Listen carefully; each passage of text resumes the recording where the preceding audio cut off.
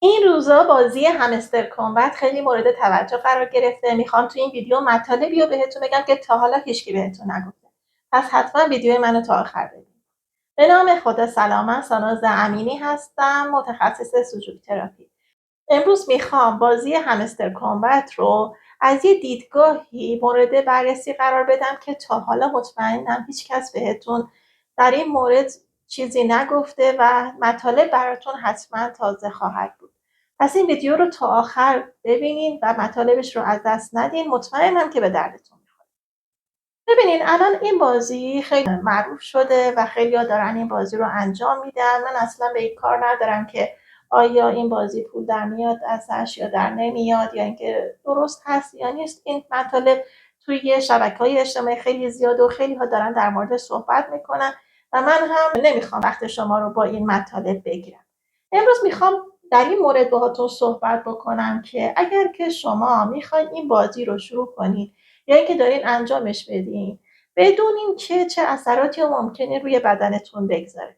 یه سری اثرات مثبت و یه سری اثرات منفی ممکنه براتون داشته باشه. حداقل اگر که میخواین به این بازی به چشم یک منبع درآمد نگاه کنین، اگر که بخواین به این بازی به چشم یک تفریح نگاه کنین، ببینین که به چه ترتیبی میتونین تصمیم گیری کنین و میتونین تصمیم گیری بکنین در مورد این مسئله که آیا شروعش بکنین یا اینکه ادامهش بدین یا نه. ببینین هر کاری که آدم میخواد توی این دنیا انجام بده خب عوارض و عواقبی داره و باید بدونه که اون عوارض عواقبش چی هست که اگر میخواد اون کار رو شروع بکنه از عوارض اون آگاه باشه تا اینکه غافلگیر نشه. این بازی هم یکی از مواردی هستش که در حال حاضر تعداد خیلی زیادی دارن ازش استفاده میکنن و انجامش میدن.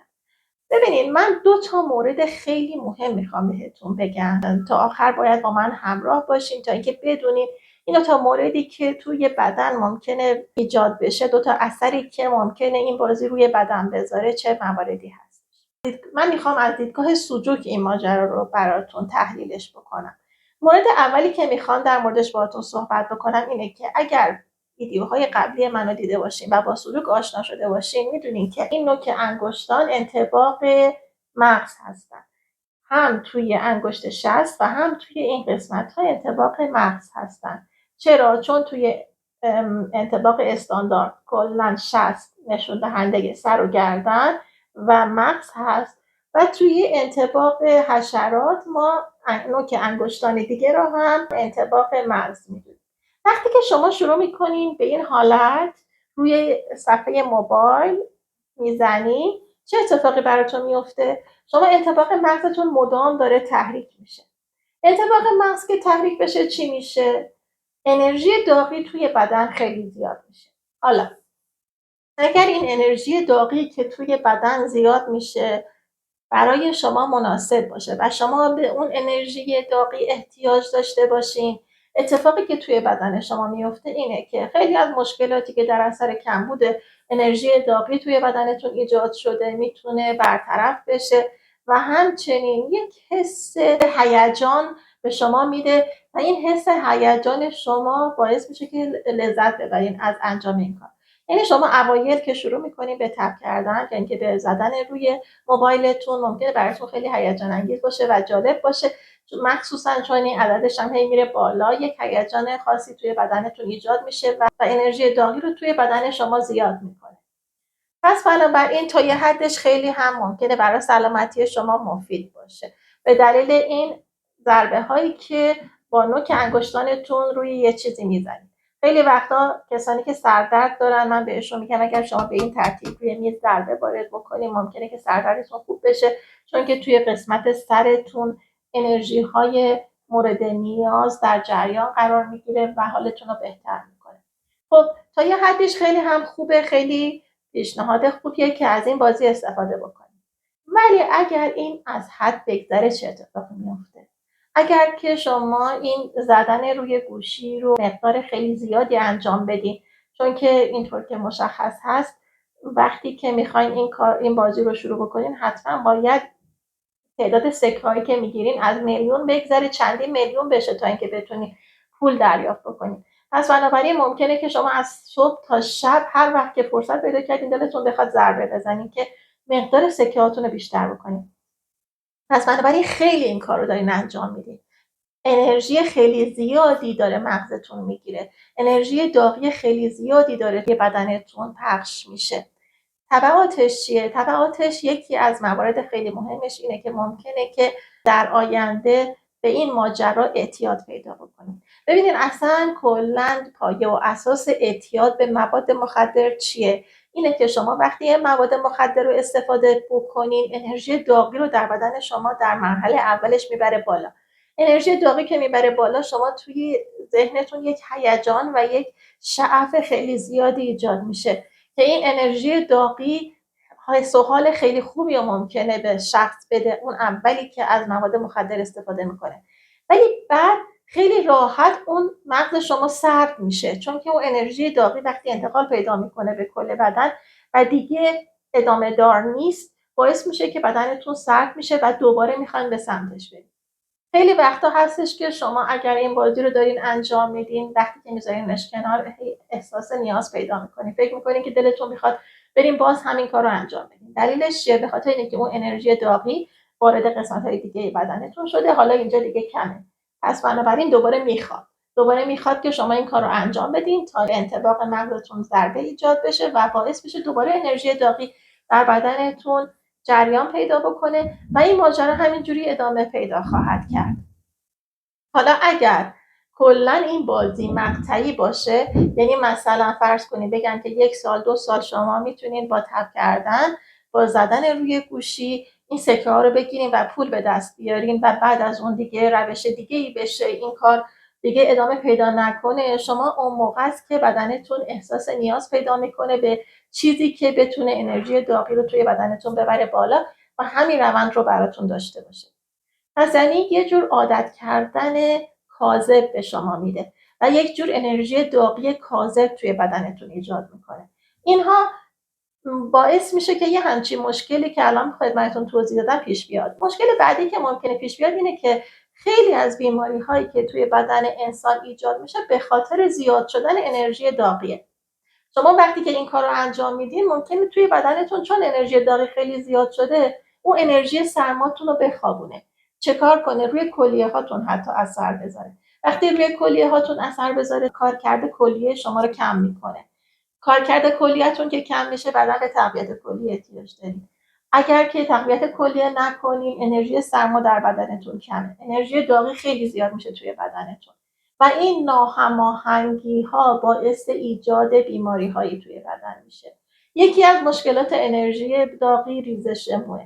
یعنی شما اگر که مقدار انرژی داغی خیلی زیاد بشه در بدنتون، انرژی داغی بالا رونده است، میره سریع به سر و شروع میکنه روی ریشه های مو اثر منفی گذاشتن و باعث ریزش مو میشه. این از دیدگاه انرژی داغی بود توی بدنشون. حالا یه انرژی دیگر هم تحت تاثیر قرار میده که من قبل از اینکه اینو بهتون بگم، اگر از این ویدیو خوشتون اومده تا اینجا لایک کنید، برام کامنت بذارید و اگر هم تا حالا سابسکرایب نکردید فراموش نکنید که سابسکرایب بکنید، چون من مطالب خیلی جالب دیگه ای هم میخوام با شما به اشتراک بگذارم. حالا یه انرژی دیگه هم هستش که الان لازمه که بهتون بگم که در اثر این بازی اختلال توش ممکنه ایجاد بشه. اون انرژی باده. ببینید ما وقتی که میخوایم که توی بدنمون خیلی از انرژی ها رو به تعادل برسونیم، لازمه که ورزش کنیم.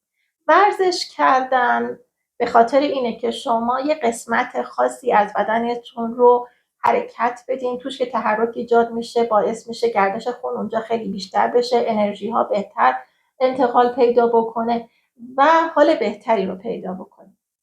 انجام این کار به تعداد خیلی زیاد باعث میشه که شما توی انگشتاتون انرژی باد و افزایش بدید. چرا؟ برای اینکه این یه جور ورزشه.